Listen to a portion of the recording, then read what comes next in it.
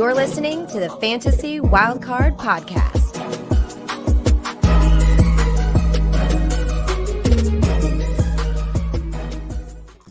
Good evening, welcome to the Fantasy Wildcard Dynasty Show. I'm your host, Kev. You can follow me on Twitter at dynasty_goat. I'm back. The band's back together as well. Got two amazing co-hosts with me tonight. First off, we've got Matt, who you can follow on Twitter at MattFFDynasty. Great to see you, Matt. How are you? Yeah, doing really well. Thanks, Kev. It's good to have you back. And we've got a brilliant show coming up, brilliant guest. We've actually had on a few times, but I've never had the privilege to actually be on while this guest's been on. We've had him on for the Streamathon as a guest as well on his own. So for me, this is like, this is the one. This is the one I've been waiting for a while. And obviously I'm a big fan of this guy and what he does in the community as a dynasty analyst. So yeah, generally can't wait for this one. It's like a Christmas day in a week. Absolutely. Of Christmas days coming up, isn't it? Tell me about it. This is like, I don't know if this is actually better than what's happening next week, to be honest. For me, this is right up there. Definitely is, mate. And we've also got an amazing co-host, Ali. You can follow on Twitter at FFDynastyGrill. Good evening, Ali. How are you? Good evening, lads, and good afternoon to our guest. Really excited. I'm good, thanks, Kev. Obviously, it is draft week, but I'm more excited to have you back with us as a trio tonight.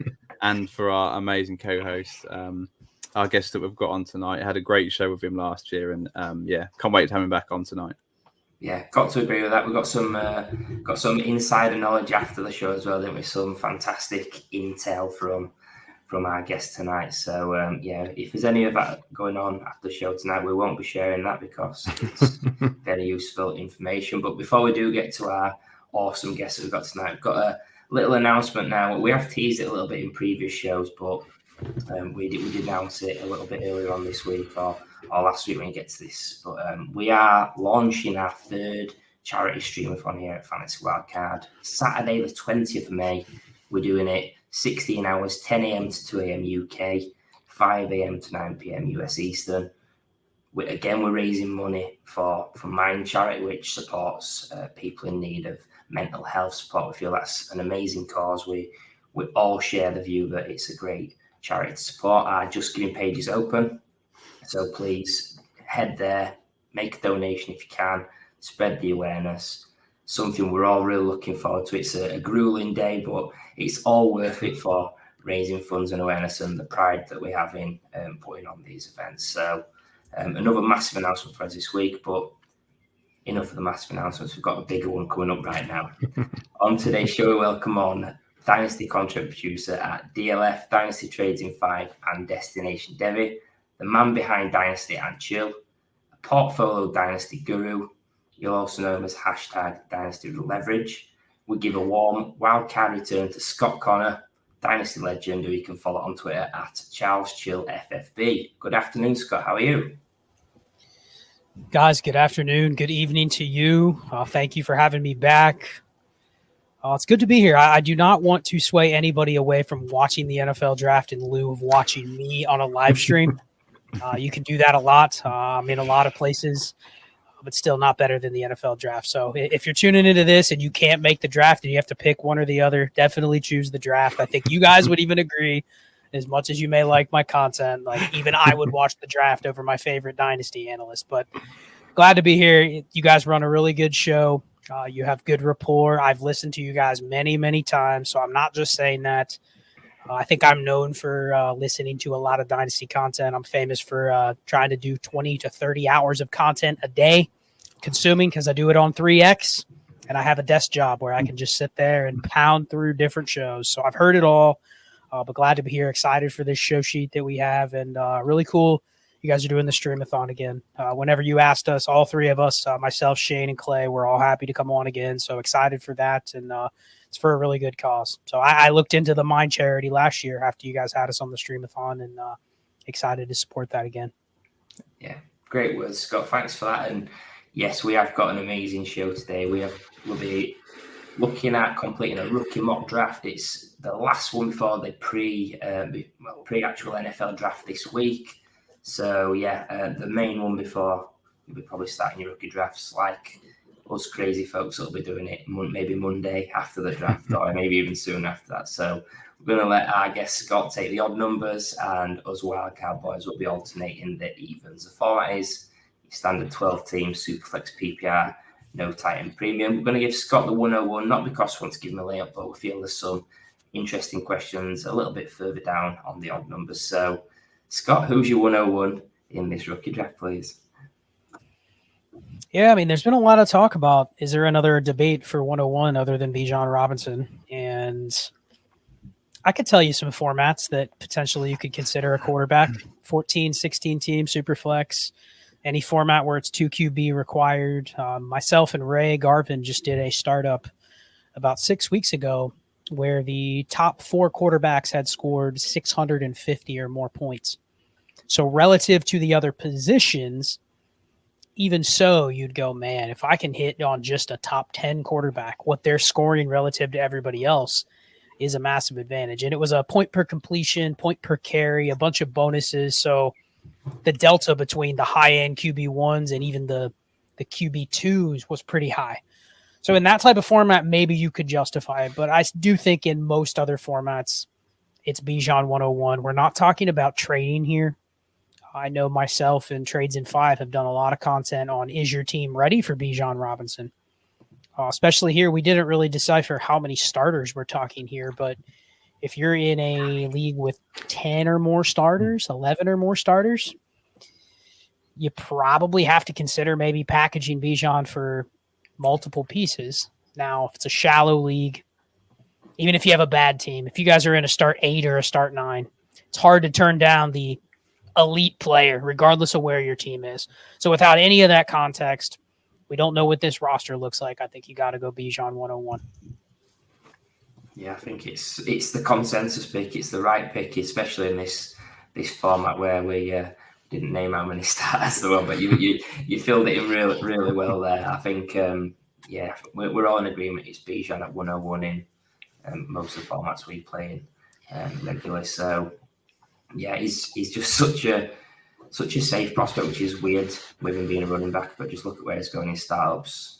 He's going in round 1 of your dynasty stats, including your veterans. So yeah, there's going to be pivot opportunities, even if you might not be ready, and you've got to make that pick. Right? You've got trades down, you've got trades for other pieces, but if you can't do that, take him, and then you've still got the opportunity to trade him in the future as well. So yeah, you've smashed 101. We knew you would, and now we're going to move on to the 102 and over to you, Matt, to make this selection. I know, yeah, we've given Scott the layup, so I'll take the tough decision and pick it at the 102 because this is really a tough one for me. And I think for a lot of people, I think obviously being Superflex, you've got to look at quarterback here. And for me personally, I've got all the top 3 quarterbacks in the same tier. I'm finding it really hard to distinguish who I've got as my 1, my 2, and my 3. But I'm leaning towards CJ Stroud as my number 1 pick out of the quarterback. So I'll take CJ Stroud at the 102. I think if we're talking about what he's done in college, obviously we know he played for Ohio State. We know that people get a little worried when you say that a quarterback coming from Ohio State and what they do in the NFL.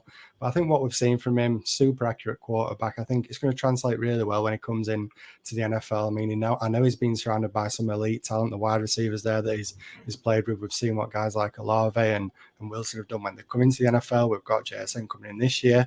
But I'm really convinced that in terms of what he can do in the NFL, I think for me it's the most safest quarterback in terms of what he can do in the NFL. I think he's the one that if I was putting money on being the longest starter, the guy that's going to be around in the NFL for the longest, I feel like CJ Stroud is that safer pick. And a little bit like Scott mentioned at the start about you can look at different ways of taking the 101 depending on format. I kind of think that could be similar to how you value the quarterbacks as well in your rookie drafts. If you're maybe in a position where you can take a little more risk, then yeah, you could shoot for the upside for a Richardson, and we know the ceiling that he's got. And if you're looking at one way, it's a start 2 QB leagues, maybe go for that little safer option. As I say, I think CJ Stroud is that safest option. But I think that the really interesting thing at the moment with CJ Stroud is these kind of rumors that he could be slipping a little bit in the NFL draft. And I think obviously it was being touted as the 101 in the NFL draft going to the Panthers. And now in recent weeks, it looks like Young's locked into being that Panthers pick. And it doesn't even look like being number 2. I think currently, looking at the betting odds, I think Will Levis is down as being the 2nd overall pick in the NFL draft. So it's really interesting for me to see CJ Stroud slide in terms of the betting odds and the fact that he could slide in the NFL draft. But maybe does that offer maybe a little hope for CJ Stroud? Is he maybe landing a little bit better situation than the Panthers or the Texans? So, Scott, my question to you is basically, are you worried about CJ Stroud maybe sliding a little bit in the NFL draft? And where would you maybe like to see him go? Do you think maybe he does still stick at the 102 and a team trades up and takes him? Just share what's your feelings on Stroud and his buzz at the minute in the NFL draft. Well, I think he hit the nail on the head by saying that all these quarterbacks are really close together. A month ago, I think everyone had CJ Stroud clearly as their QB1 if they had to pick in February or March, because he was the favorite to go 101. That was the guy everyone thought the Panthers were locking in onto. Yep. And then that narrative has changed. I understand the hesitance of scouting the helmet, being Ohio State quarterback, the recent stuff with this S2 test being, he's the one guy that really is going to struggle to perform some of the things that you would see in the elite NFL quarterbacks. And the caveat to that, I've tried to do a little research on exactly what that means. The first thing is nobody's really been able to verify these numbers. The dirty truth on this S2 cognition test is not every team has access to it. Not every player is taking the test. And then also most of the scores are unverified because the player has to give permission to actually share the results. So you see people tweeting out there, well, this guy all scored at 90 percentile or higher. But a lot of those aren't confirmed. They're just coming from an agent or somebody that may know secondhand how the player did. So I do think we're jumping to conclusions when they say none of the elite quarterbacks in the league, at least that's what I've heard with Stroud, is, well, none of the top 10 quarterbacks have scored outside of this number, and Stroud is outside this number. So 2 and 2 together, he can't be an elite quarterback. I think we're jumping to conclusions on that. But if you told me there's more risk of guys falling, he's probably the one. I wouldn't be shocked if he fell outside of the top 5. Top 10, I think, would be stretching it. But again, they're all very close together. So if I had to rank them, I'd probably put Stroud at 3, and I think Keep Trade Cut even reflects that.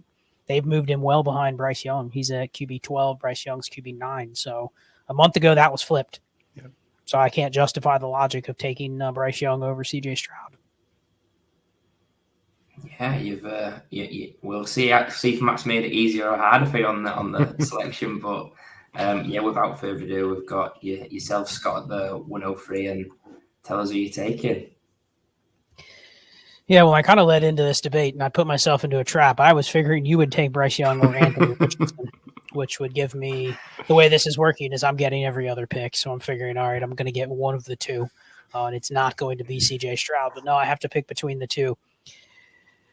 Man, I do think there is some team-dependent context here with this pick. I think if you're sitting on a quarterback room where, maybe you have a Dak Prescott and a Kirk Cousins, probably good enough to win. But you're also probably looking at a way where I can get access to a higher end quarterback. Because one thing we haven't talked about, we didn't talk about this with Bijan. But if you have a Kirk Cousins and a future first, let's say you're willing to trade those two pieces together.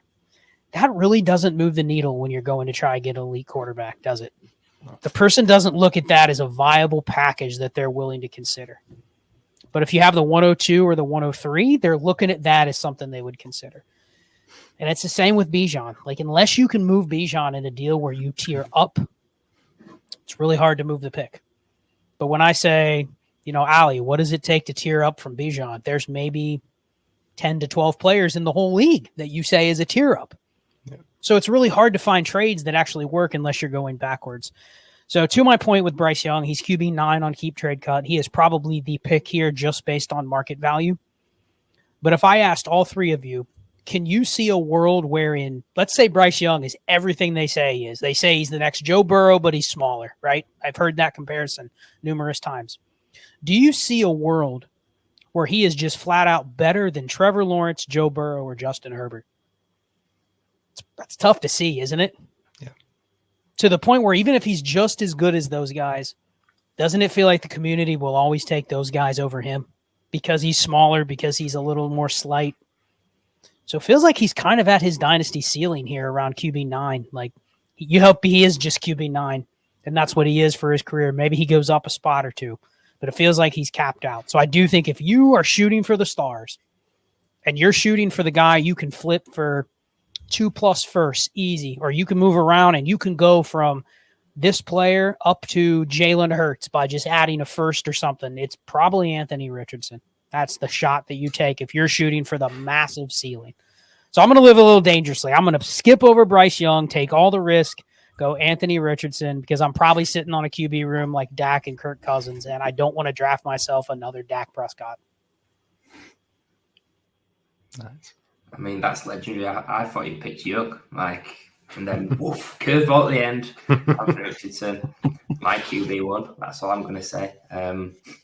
I can definitely see the range of outcomes you was mentioning. So, yeah, I don't think he's as risky as people think either. The fact that when he hits the field, he's going to have a higher floor than any QB in this class. So I love that pick.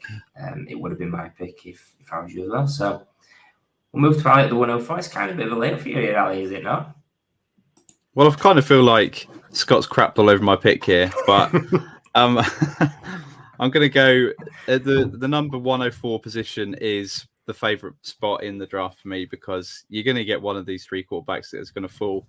Well, the 102 that Matt had is the most difficult pick, unless you've got one of the quarterbacks ahead of the other two. But for me, and like so many people, they're all in the same tier, so I could take any one of these three guys, and it's exactly it's team dependent, it's roster dependent how you built your roster up. So yeah, we'll be taking Bryce Young with the 104, and I think Scott's exactly right in his ceiling seems to be quarterback 9, possibly quarterback 8, 7 at a real push if he has a really good year, hits it off in year 1. But there's not much ceiling there. But I think at the 104, if you're telling me I'm going to get the 9th, 10th best quarterback in the NFL in terms of fantasy, I'm happy with that at the 104. Really happy with that, because how many years past are you picking at 104 and you're going to get a top 10 quarterback? It usually happens at the 1 or the 2 spot. But to get it at pick 4 is a slam dunk. I think it's a really safe pick. Obviously, there was question marks on Bryce Young's size. You don't want him taking big shots. It seems like the Carolina Panthers have gone all out for Bryce Young. They've obviously traded a lot away to get the number 1 pick. Seems like Bryce Young is their guy. You love that if you're the fourth pick in the draft and you're getting the number 1 pick in the NFL draft. That feels really good. I think it's a safe prospect. So it's a no-brainer, like you say. It is a layup. There's not too much concerns from me for Bryce Young. Scott, would you be picking Bryce Young here at the 104? Because there's a lot of debate on Twitter. I've seen a lot of rookie mocks where JSN gets picked ahead of the 4th quarterback here. Would you be reaching for wide receiver, or would you be going for that 3rd quarterback here? I would take the quarterback, but I'm going to ask Kev this because he seemed to be, of the three of you when we discussed these quarterbacks, he seemed to be the one that may be a little more on really like Richardson over the other two. So if you're at the 102, what is the least you're willing to accept to go back to the 104? If someone offers you, let's say we're in like a league where it's a little bit deeper, maybe it's 11 starters.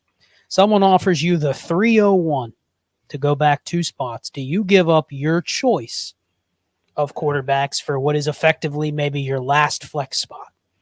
That type of value. Because it's easy to say, oh, this is a tier of 2 through 4, which means none of us 3, if we all think about where we technically have these picks, none of us should be picking at the 102. We should just take whatever we can get at the 104. But reality is people don't do that. They get in the draft and they go, oh, I know that Anthony Richardson's going to be better than everybody else. I cannot pass him up. You're only offering me a 3rd. Kev, come on. I'm not taking a 3rd. I need at least a 2nd. What's the least you would take? And I know I'm putting on the spot if you're in any leagues in this situation, but truly, what's the least you would take? Just to move back in your tier, you know you get a quarterback, but putting your feet to the fire. What do you say? I mean, obviously, I think a 3rd does nothing to move the needle. That's such a dart. I think it'd have to be a mid to high 2nd just to have the choice, because even though Richardson's my QB1, there'll be certain spots where I might want to go a different direction. Let's say I've got, a lot of risk. Let's say I've got a Trey Lance and a Kyler Murray. I might want to just play it a little bit safer, or some sort of that roster construction, play it a little bit safer, maybe take a Bryce Young or a CJ Stroud. Plus, I've got to think I don't want 100% Anthony Richardson, do I? It's a bit of a risky asset. You've got to diversify. You can't take the same guy in every draft, I don't think. I like it. Either of you, Matt or Ali, differ on that? Would you take that 301? Is that enough? I mean, I'm just listening because I'm in a league with Kev. I've got the 102, and I think there's potential that I could maybe get a little out of Kev to move up and get Richardson in time. Maybe I should be touting Richardson and saying that, yeah, he's my guy, and I could get a little bit more out of Kev. But no, I think Kev's spot on, like you mentioned. I think a lot depends on your roster. I think we mentioned it. We had the pick, haven't we, when it comes to quarterback? Your roster situation is a key part of how you're going to rank these quarterbacks. So, yeah, I'm probably with him. Like maybe the least is a mid-second, I think, but even still, that is a potential dart throw. You may be looking at the wide receivers at that spot, and we obviously don't know how it's going to play out in the NFL draft. But if we're looking at a guy that maybe is a late round 2, early round 3 wide receiver, then there's risk there. So you're potentially getting nothing and missing out on the guy that you want. So yeah, I think mid-second is probably the least I'm willing to go for. So on the flip side, Kev, what would you pay to move up? I give away all my strategy to Matt. He's going to milk me. What would you pay to move up from the 104 to the 102 if people were offering it up? Yeah, come on, Kev, what are you offering? I mean, it's obviously going to be less than mid-second, isn't it? I was going to say, you're probably not rushing to send that 206 to move up when you're at the 104, right? I think, yeah, late second, 301. Yeah, I'd definitely do that, Ali. Don't tell Matt. We've found the margins here of the 301 sounds great when you get to move up for the 301, but when that's all you're getting, that doesn't move the needle. So it's an interesting exercise because we do this a lot where people will talk a big game about, oh yeah, I would take this. And then when they're really on the clock to make the decision, they tell everyone else to do it, but then they can't do it. There's a little ego in Dynasty where you're going to cake your guy in a lot of circumstances. So an interesting exercise because I do think if you truly are agnostic to these 3 quarterbacks, you should never pick at the 102. You should always pick at the 104 and just take whatever you can get. Yeah. Indeed. So we've got through the first 4, which in my eyes well is going to be the first 4. But when it comes to the 105 now, we've got to make the first major decision of our rookie draft and who you're taking, Scott, out of these 2 potentially. Yeah, I think for us 4, it's probably pretty clear that that's going to be the first 4. But I've already seen quite a few rookie drafts where someone doesn't like Bryce Young because he's too small. They don't like Anthony Richardson because he has such bad peripheral numbers. They don't like CJ Stroud because of a lot of the stuff we already talked about. And I have seen people say, I'm just going to take JSN because it's a safe player, according to, whatever they want to justify that being, draft capital, profile, whatever. And I do see their argument. He's already, I think, wide receiver 13 on Keep Trade Cut. And to be fair, this is a very, very wide receiver friendly dynasty market right now. To where if you draft him, you probably can't move the pick for any more than what you can move him. As long as he's not just an absolute flame out pick, there's a really good chance you're drafting a stable asset. Whether you debate his ceiling is super high or not, you have some people out there. Scott Barrett on Twitter says he's the second best receiver prospect in the last 10 years. So he's saying he's already a Chase Jefferson tier. I don't know if I put him up there right away, but with people out there like that, and this being a wide receiver market, I mean, you guys know, look what Chris Olave and Garrett Wilson are being sought after. People love those guys. So if I'm drafting myself another profile like that, I know I have a year of a really high-end asset that very good chance there's multiple people in my league that will want that asset over the next year and a half period. So if that's your consolation prize, I think it's a pretty clear pick at 105. And a lot of people will take that before a quarterback just because they're a little scared of whatever of the 3 quarterbacks are in this year's class.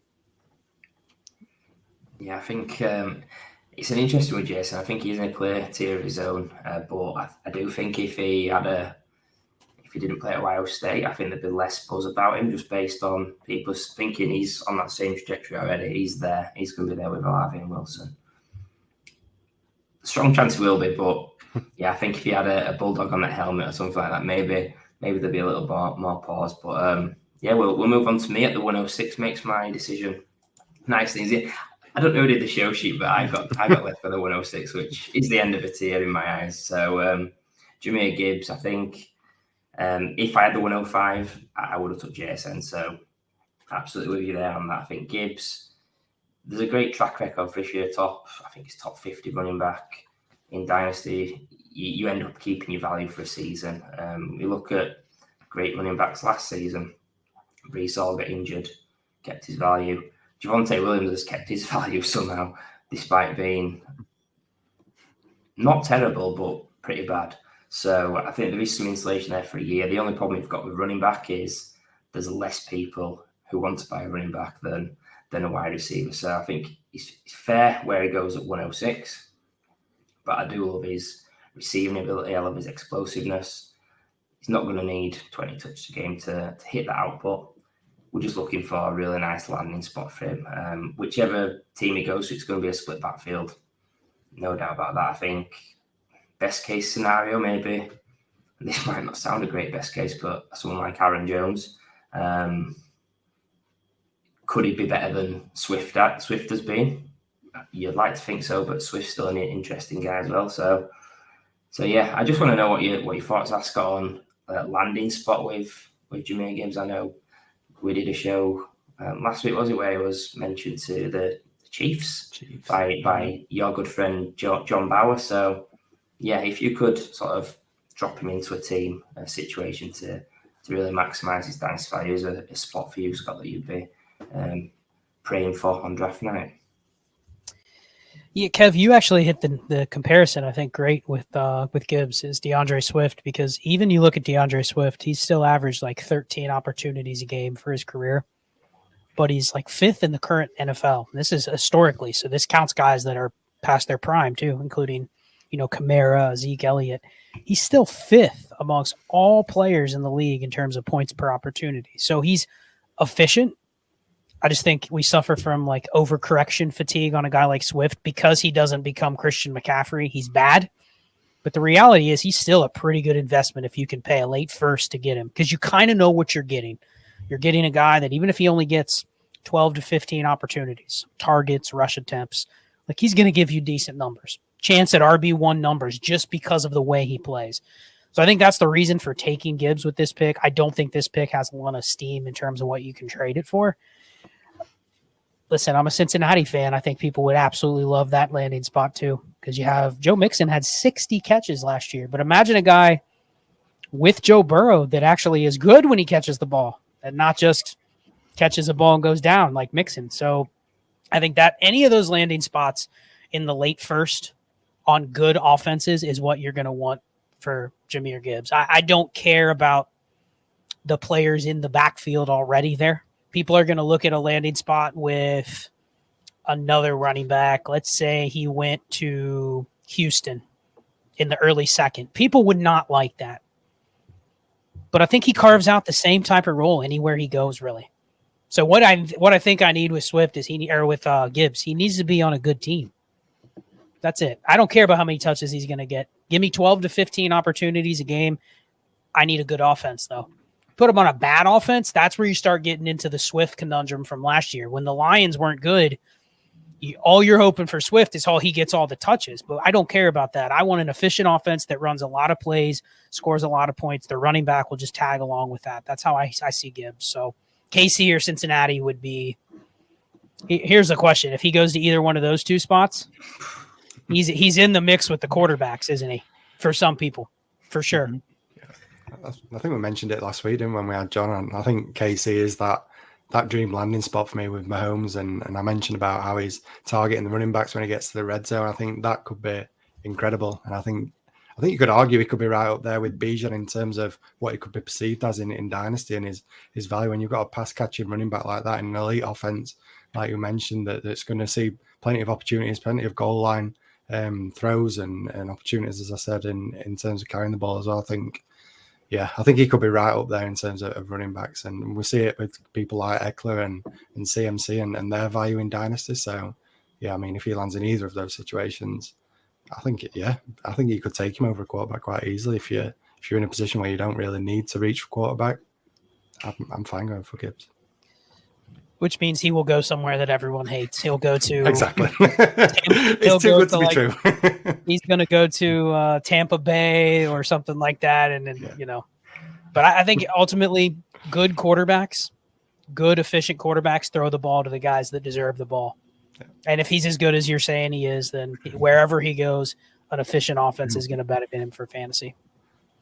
Indeed. We just want to give a quick disclaimer that Jahmyr Gibbs is not quite Edward Zelaire. He's a far better prospect. If that happens in Casey and just rise on draft boards, it's a little bit of an knee-jerk reaction, but not too much. Not like CH. So we're going to come back to you, Scott, for the 107. Really intrigued to see what this pick is. Who you got? This is a pretty easy pick for me. May not be popular, but I do think you got to take Will Levis here with 107. I think people are getting a little too arrogant in terms of just knowing exactly what he is and that he's a surefire bust. The one negative about drafting Will Levis here is there's a very good chance that 75% of the people in my league do not like him and are, laugh emoji in the chat that I just drafted Will Levis, and they're so glad that I took him and they don't have to take him at 108 or 109 or 110. So that is the one negative. That's been the negative about him all year is you're not drafting a player that has a lot of flexibility. You're probably stuck holding him. You're going to have to wade off the obvious struggles that are going to happen for a rookie quarterback that goes potentially to the Houston Texans, who have been a bad team for a long time. So, really, what is your out with Will Levis other than you need to probably ride it out for a year or two, and you have to hope that he's a competent quarterback? I do think a lot of the stuff people say about if he does put it together, his upside is probably higher than a guy like C.J. Stroud and Bryce Young. But it's a maybe 10% chance of getting there versus those guys are probably a little bit safer. But I still think you got to take the shot. He's very similar to Daniel Jones. If you guys remember when Daniel Jones came into the NFL, it was a big mistake that he ever went in the top 10. He went to the Giants. People didn't really realize, okay, this guy has a pretty good arm. He's pretty accurate. He can run. It was just like, he's terrible. We've already decided he's terrible. And it took 3 years for him to get past that. But here he is. So I could see that being a path for Levis. So this is not an investment pick. This is a be happy you got this type of profile at 107 pick if you need it. But just understand what you're drafting. The only time I wouldn't take this selection would be if I'm already really deep at quarterback. I could justify trading back for a very minimal amount because there's a very good chance I move back to 108 for that, third round pick that doesn't mean anything. And guess who I get at 108? Will Levis. Because the person goes, I don't like Will Levis. Like, you can probably ask them directly, do you like Will Levis? No, he's terrible. Okay, well, then I'll take a third to move back. So just caution to the wind, but I do think it's a pretty good spot to take him here.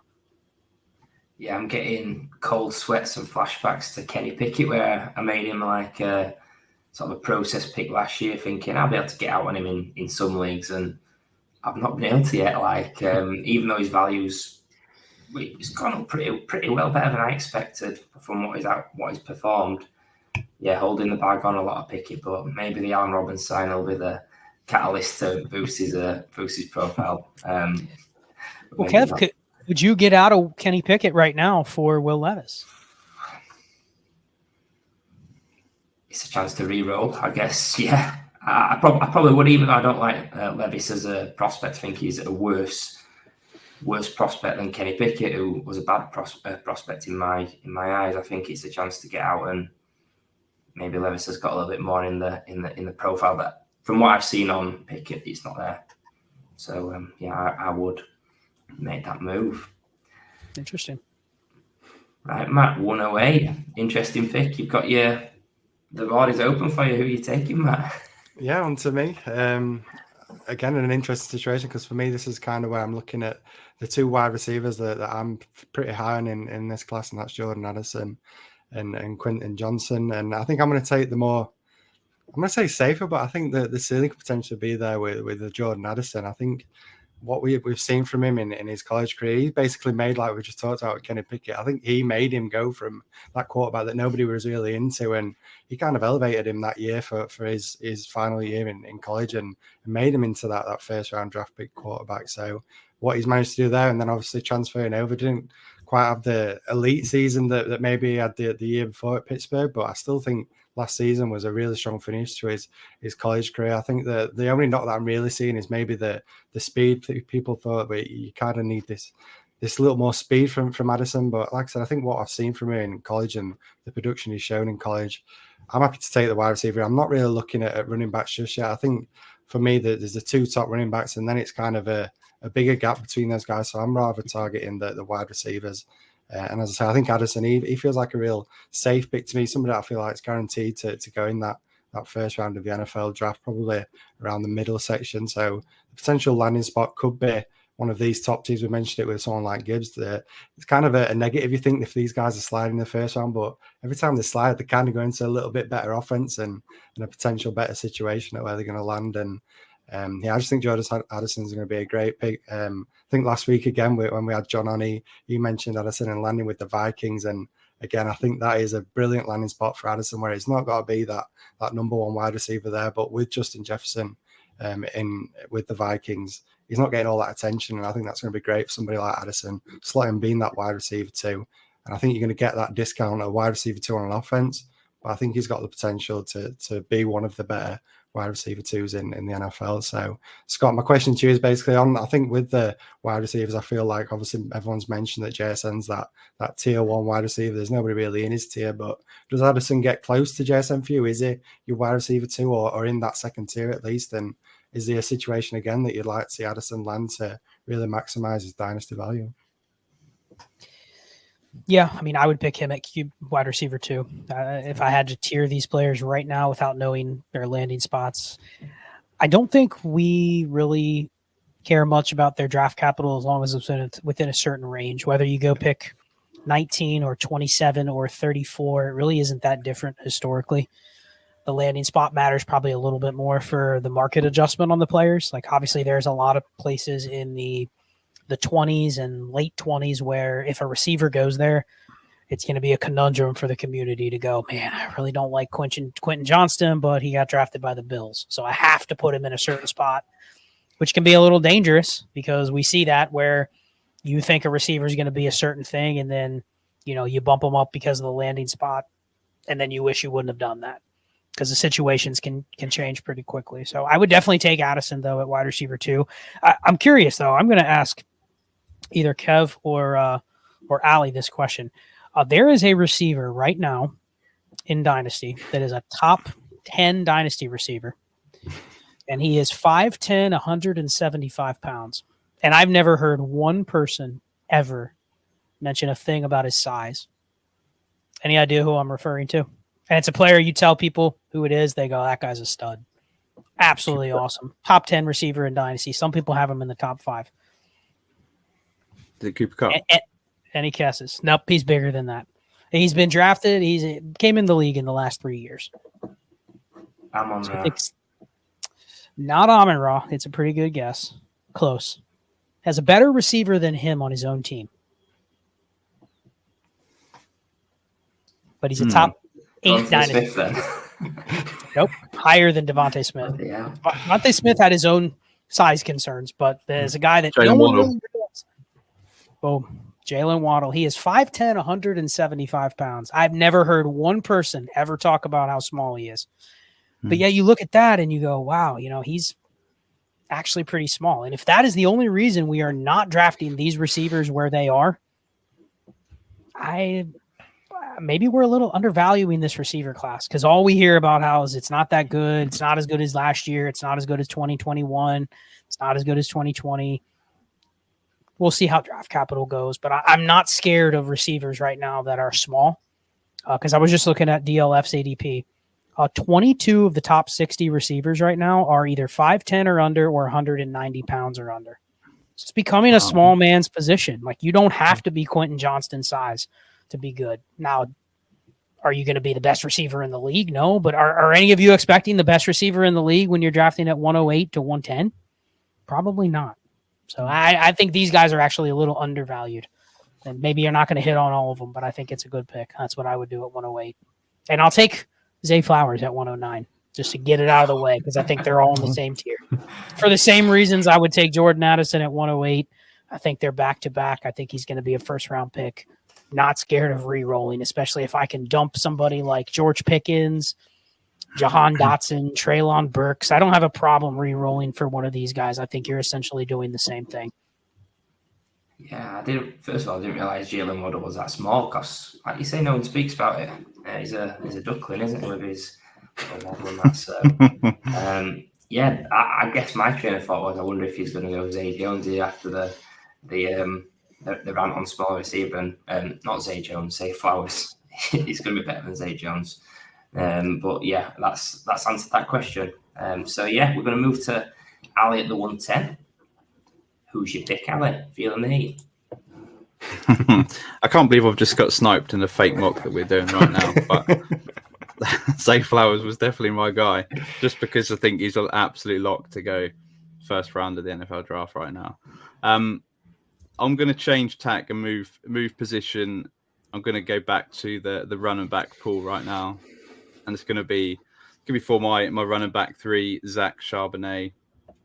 I was tempted to go really spicy and go for the 5th quarterback that possibly could end up here if he gets first round draft capital, but that's not going to happen in this mock. So I'm going for Zach Charbonnet from UCLA, a guy who's got prototypical really good size and weight, just a really good profile, really good all-round profile. He's really been productive over the last 2 years, one of the most productive running backs in college. Yeah, well built. He catches passes, decent blocker. I think he has a chance to be a 3-down back in the NFL. If he finds the right spot, I think he's going to get top 50 draft capital, or at least go in the second round of the NFL draft. Just think it's a safe prospect right now, and someone that has the ability to have a little shocking a rise in value. If he is a starter on an NFL team, if he lands in a really good spot, say Miami Dolphins, they've got the 2 older running backs there. But Charbonnet for me would be a really exciting prospect on the Miami Dolphins. There's quite a few good landing spots for these running backs. Yeah, it's a safe prospect. I think he will be the starter within the year. And yeah, I think it's a safe pick at 110. But it would have been Quentin Johnson this pick a few weeks ago. I've just fallen on him now. I think it's a tier below the 2 wide receivers that were just taken. So I would be going for Zach Charbonnet or that 5th quarterback, Hendon Hooker, right now. But Charbonnet's my pick. So Scott, are you high on Zach Charbonnet? Is he your running back 3 after the 2 that we spoke about? Yeah, I would say if I had to pick a running back, it would be him. I do feel uncomfortable picking a running back in this spot, though, because there is a shot that the running back 3 comes off the board and it's not Zach Charbonnet. It might be one of these specialists like Devon Achane or Tyjae Spears or someone like that. But that doesn't necessarily mean we go, well, those guys got better draft capital than Zach Charbonnet, so let's just make them the RB3. I still think you have to extrapolate a little bit. What is the community going to do? Even if Zach Charbonnet falls to the middle of the 3rd round, I'm in the opinion that there's going to be a lot of running backs drafted between like early round 3 to early round 5. So a span of maybe 80 picks or so. It's going to be a lot of running backs, a dozen of them. Mm-hmm. And I don't think from NFL purposes, the teams necessarily view those guys all that differently. You don't wait till the 3rd round to draft a running back because you think he's the best running back in the draft. A lot of times it's who is picking there, what type of running back do they need, and what type of scheme fit they might have. So it isn't like you can go, well, Zach Charbonnet went in middle of round 3. This guy went in the middle of round 4. Zach Charbonnet is clearly better. But I do agree with you, Ali, that he is the guy where if he lands, even if he goes round 3, you said round 2, possible. But even if he goes round 3, but it's a great spot, because of his profile, his size, his speed, everything combined, he is the guy you could see people going, oh, man, we need to push him up. He is the Javonte Williams from a couple years ago. He's not going to get that capital, I don't think. But I can see people going, man, he's a 3-down bell cow running back. Wow, he landed in Dallas. He landed in Cincinnati. He landed in Miami. Let's put him. We will need to bump him way up. I don't think that exists with some of the other running backs. Regardless of where they get drafted, they're going to be pigeonholed into they're good, I like the spot, but they're a 60-40 committee running back somewhere. So I think he's the correct pick. If you're looking for multiple outs to hit a home run with a running back here, it's him. But I would not be shocked if we look back on this show in 2 years and we go, there were 4 running backs drafted in the mid to late second that were better than Zach Charbonnet. That would not shock me, just because there's so many good, intriguing profiles here that kind of feels like if all you need is a placeholder running back, I don't want to pick at 110. Give me 2 shots at 204 and 207. I'd rather have that than having to choose this early. But I think if you have to pick, he's the correct pick. I agree with you. Yeah, love Charbonnet. I think us people in Yorkshire will struggle to say Charbonnet. I think it'll probably come out as Carbonnet. And being honest, if he lands in Dallas or Cincinnati, I'll be on it like a Carbonnet. So with the moving on.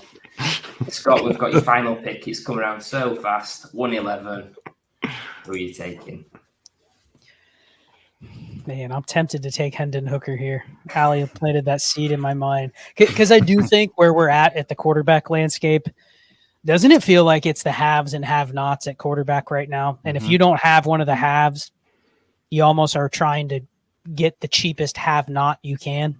And it feels like a late first, early second in a lot of leagues doesn't buy you a quarterback when you go try to buy it 1 for 1. If you try to send the 111 or the 112 to get Russell Wilson or someone like that, rarely do you get that trade done because the person says, well, now I need a quarterback.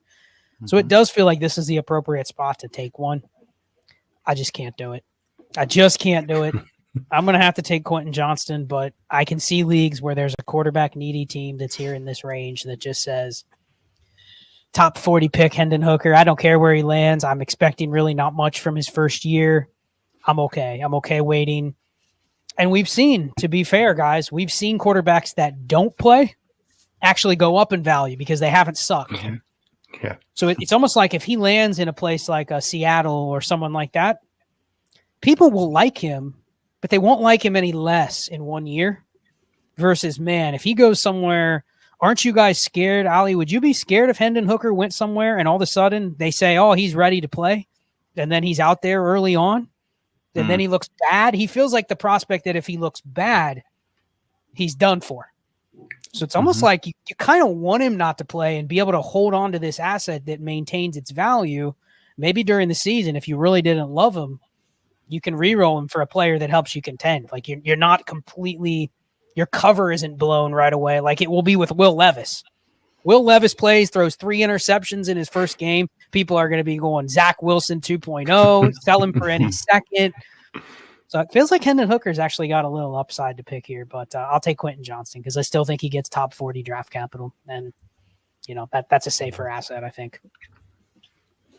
Can't believe he's on a sniping run. He's Scott at the moment. Like, thinking Johnston's going to make it to me, but I think, he's my wide receiver too. I think I like to play a little bit for upside, and I think the wide receivers in this range, sort of 1.7 to 1.12. I think, depending on your league roster construction, the wide receivers you've got, you could potentially take different ones to match. With your roster, if you need an upside Johnston, it might be that you take one of these wide receivers over another to get the stack in it potentially as well. So I think it will be really fluid on draft day. It'll be really interesting to see. So got me at the 112. Being honest, it's a horrible spot. I've got a tier stopping at 11, so I'm tempted to go in and Hooker, but I guess I'll be open if I've got the 112. I've won the ship and I've traded it away. But I think I'm going to go for Devon A-Chain. Just a guy that I think he's a lot closer to Jahmyr Gibbs than he's been given credit for. I think a lot will depend on draft capital. I do want to see him in round 2, at the bottom of round 2. I think there is a chance, like you said, Scott, the running back 3 off the board. I think it will be a shock. I think it could be someone like a Bigsby or a Roschon Johnson, maybe. I think it could be A-Chain. I like the fact that he's explosive. All the things said about Gibbs, just on a lower level. I like the fact that he's had the workload in some games in college and put up big numbers. He's looked pretty decent in between the tackles in patches. I think in a best case scenario, and this is me living in fantasy land, but Chris Johnson would be amazing. But even a light version of that would be awesome as well. I think you are running a risk because, like I say, you take a running back, you're not going to have many suitors to buy him if he doesn't hit. But But yeah, A-Chain, get him on the Broncos maybe. We'll have to see. In terms of A-Chain for you, Scott, where does he sit in your dynasty rankings? Is he the fourth running back on your board, or is there others, or is it just fluid all the time depending on your league structure? Man, he's one of the tougher prospects to gauge that we've seen come in, because there's no comparisons for him really to look back and say they were successful, not just production-wise, but there's a narrative that's already built into what he is, to where it feels like there's not really an investment value here either. Even if he gets really high draft capital, you're almost sitting here saying, okay, if I'm going to take him 112, you need to get him with the draft capital and a good landing spot, and then maybe he can justify being picked here. I don't feel there's a lot of outs if you draft Devon Achane. And looking historically back at just his profile, he feels like one of those guys you were betting on one path. Maybe we'll end up being wrong. I don't know. But I also don't blame you for just taking a shot on a guy you like here, because it does feel like it's a spot. Unless you say, I really need to get Hendon Hooker, probably how many other running backs did you consider in this range? There's many of them. All four of us could pick a different running back, and I think all four of us could end up being correct. So it's a tough spot to be in this year. I think once you get to these picks, we're not talking tight end premium at all either. So it's almost like I don't want to take a tight end either. But I can see people just saying, well, I'll take Michael Mayer or Dalton Kincaid, because at least I have somebody I know fits in a certain spot in my lineup. So I think this is a tough spot to be. I can't blame you for taking the shot. Are you just basing that on the speed trait and then draft capital? Are you just kind of combining those two together and saying that's the best combo of things I can take here? Yeah, it's speed, receiving, and draft capital. I think if he's a day 3 guy, I'm out. But I think even round 3, I'd be still I'd be excited actually, because he would be going probably mid-second in rookie drafts. But yeah, end of the first. It's funny actually looking back, thinking 2023 mega class, and we're struggling at the 112. Well, just on that, can I just ask you a quick question then? So, like we just mentioned, when you get to this area, it's kind of you don't really know. There's a lot of ways you could go. At what pick would you be willing to take a random 24 first? At what area in the first round, if at all, would you be willing to take a shot on a random 24 first? Man, I think we passed that a couple picks ago. I probably would consider the 108, 109, 110 range.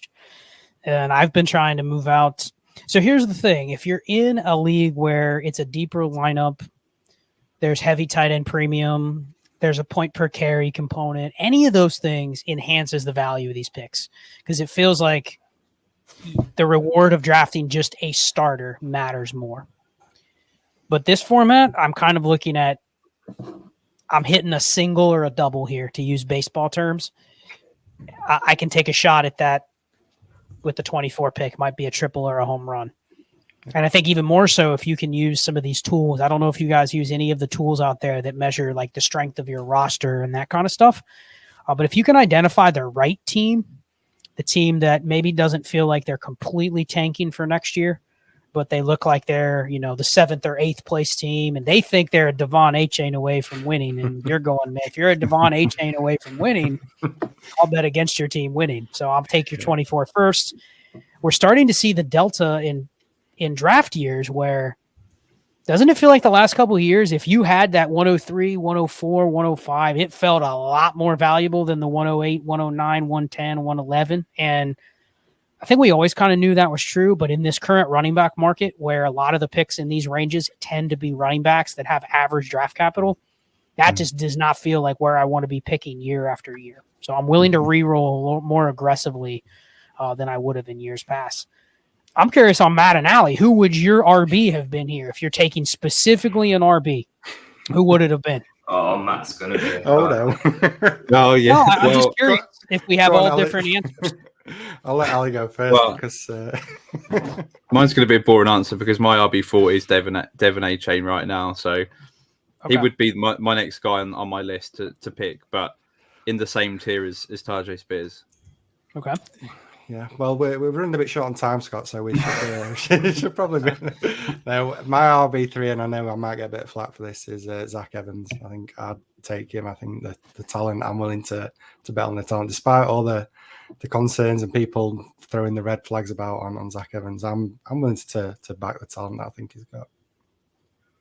It's hilarious because my best friend Ray Garvin has Zach Evans as absolutely terrible, not even in the top 12. And then you have other people like Noah Hills and Matt Waldman. He's their RB2. So the middle is somewhere in between those. And that the reason you would consider a guy like Zach Evans is because there are people that say he is. I was listening to the show with Matt Waldman and Noah. They said he is as good as Bijan. And he's right there in that tier. And I'm going, wait, did I hear that correctly? Yeah, they have him above Jahmyr Gibbs. And I'm going, if there are people that are listening to them, Zach Evans might be a guy you just draft if he's there in a couple leagues, because you never know. All it takes is one good replay or one good highlight, and you'll be able to sell him for more than you pick. That's not the case with some others. I would say Roshan Johnson for me, but I'm flipping a coin between a bunch of different players. So it's a tough spot. Indeed. So that brings us to the end of the rookie mock draft. We're going to come on to the fantasy wildcard selection. So we're getting Scott to give us his fantasy wildcard, the player that will improve his dynasty value the most in 2023. Scott, who have you got? You asked me this question, and I wasn't super sure about who to put down because the answers that were already there. There was actually a couple that I thought could be good bets. I liked the Rashad Bateman pick only because he's where, if you're just strictly going on who could gain value, he's either going to go to zero value or he's going to double in value. There really isn't an in-between. I chose Noah Fant, though. And I'll just use this. Obviously, it only matters in leagues where tight end premium matters. 1.75, 2.0 PPR or more.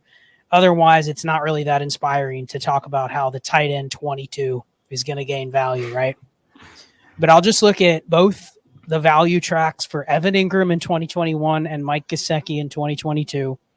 They have the profile. They are going to get multiple chances, including a decent contract somewhere. And that's what I'm betting on with Noah Fant. People are so focused on what he has been. Wink, wink. He does have 2 top 12 tight end seasons. People don't really remember that at all, but he does.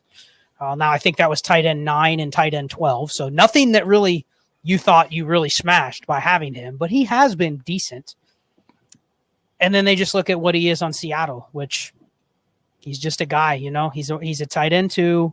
He has a good profile, but he's cheap enough now to where, I mean, really people are taking the Isaiah Likely's and Chiggy Okonkwo's, and anybody that was a rookie last year just is better than Noah Fant already. That's how it works. He's old. He's yesterday's news. We don't like him.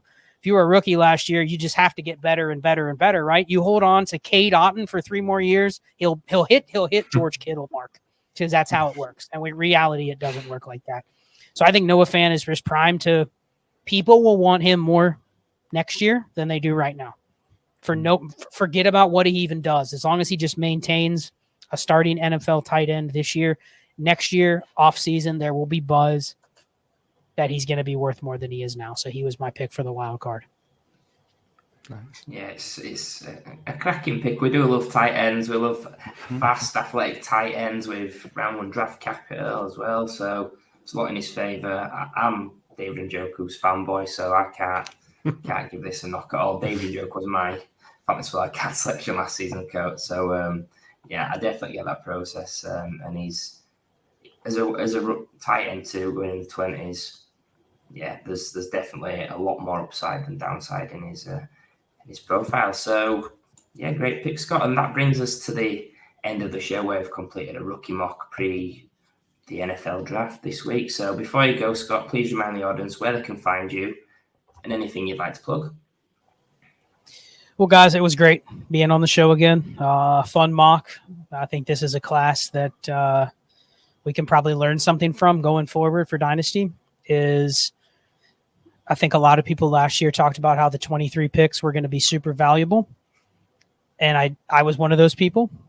Guilty as charged. I would say 23 picks are gold. Now, to be fair, I think they were gold for a long period of time. So if you got them, and you went through the season and you still held them and held them and held them. And then you thought, well, man, when I make these picks, they're going to all turn into gold and I'm going to be rich. Not quite. But I think the idea of why to buy them on the excitement of what they could be was correct, because you could have sold them for very high prices at a point. So just remember that for classes going forward. Be very specific as to which picks you bet against and bet